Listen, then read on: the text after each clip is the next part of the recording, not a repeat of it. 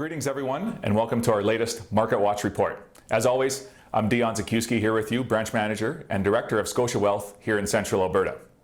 As we begin summer, our team wanted to check out a few key items today.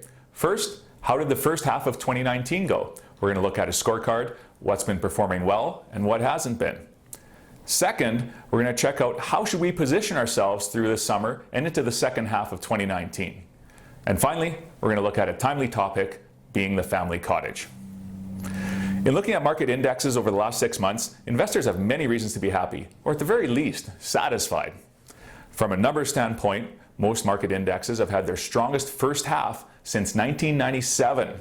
What was happening back in 1997, you ask? Well, we saw a big box office hit with the movie The Titanic. Second, China resumed control over Hong Kong after 156 years of British rule.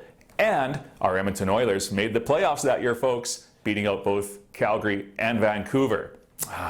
Good times.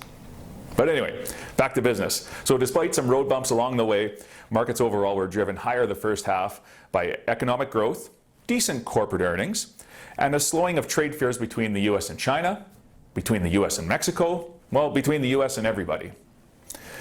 Plus, now we're seeing the possibility that the American Federal Reserve, their central bank, may actually look at cutting interest rates to keep the economy moving. Cheap money is always welcome in the investment world as it helps expansion. So we're going to look at a few charts that will explain things further and look at a scorecard. First is global large cap equities. So how has global stocks performed year to date? When we look at the red circle on the right, that's the Canadian TSX in Canadian dollars. And it's actually up 14% in the first half of this year. Now, part of that is because it got smoked at the end of 2018, but nevertheless, it's had a good gain so far. The S&P 500, which is a major index in the world and measures some of the world's largest companies, is up about 17% year to date. Even other economies and markets such as China, Latin America, and so on have all had good growth and are looking at double-digit returns or at least high single-digit returns. What about commodities, you ask? Well, we'll check out this next chart. WTI, which is West Texas Intermediate, in other words, the price of oil, has had a big resurgence this year too. It's up about 29%. Natural gas, unfortunately, has gone the other way. It's down 21%. Gold seed has seen a bit of a comeback as well. It's up about 10%.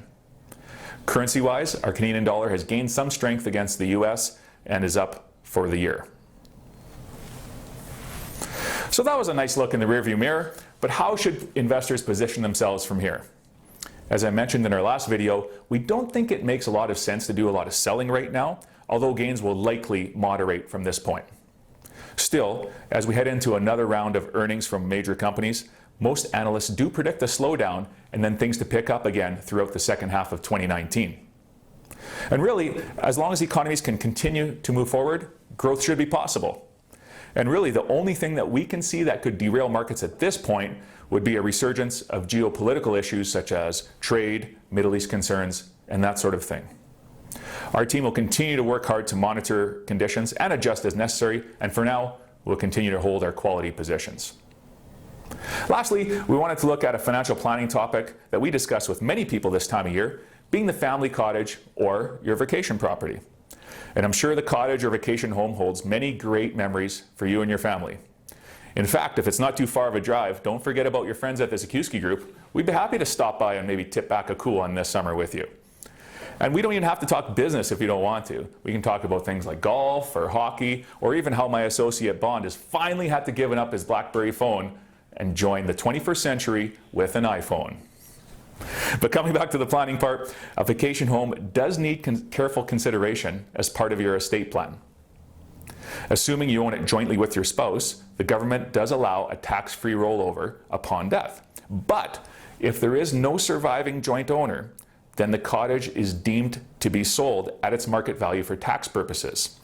This could result in a significant tax bill for your kids or possibly your grandkids. Another consideration is, what if one of your children unfortunately predeceases you? What happens to their share? Does it go to their kids or is it split up between the others? Fortunately, there are strategies we can look at, and when we look at the tax burden, we can look at getting around taxes by possibly looking at a cottage inside of a trust or using life insurance to help offset some of the taxes. To look into this topic more, we're going to check out our link on our website that will provide more detail. And please call us anytime to discuss the strategy that's right for you, and we can look at involving some of our teams of experts to get the right solution. And that will finish our video for today. We'll have a fresh one for you, some fresh content after the summer. For now, let's think sunshine, and thanks for watching.